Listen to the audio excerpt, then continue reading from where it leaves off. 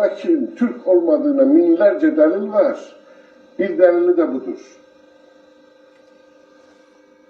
Babək sərkərdələrin arasında yazırlar ki, bir sərkərdəsi də Türk olurdu.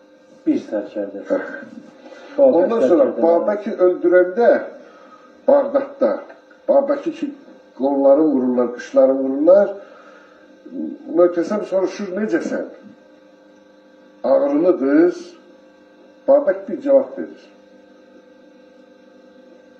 Bir Astuni. Bunu tarih kitabları yazır. Astuni yani Asuni. Nə deyirlər? Tanışmıyor. Bəli. Babək'in bəli. Babək'in yaşadığı və istihkamət Talış dağlarıdır. Talış sıra dağlarıdır. Onun o hərəkət, o tarixi hərəkət. Babək'in qalalarından biri Bilalabaddır. İndi Lənkəranda Talış dağlarındadır. Babək'in bütün qalaları Talış dağlarındadır. Onu SSR vaxtı qoruyublar o qalaları ki, gedib orada tədqiqat aparan olmasın. Holokaust barədə tədqiqata mane olduqları kimi. Olduqları kimi. Babək İmam Hüseynin qiyamının davamçısıdır. Babək 20 il İmam Hüseynin bayrağını qaldırıb, qanlı bayrağını və bütün, en azından İranın Azərbaycan hissəsində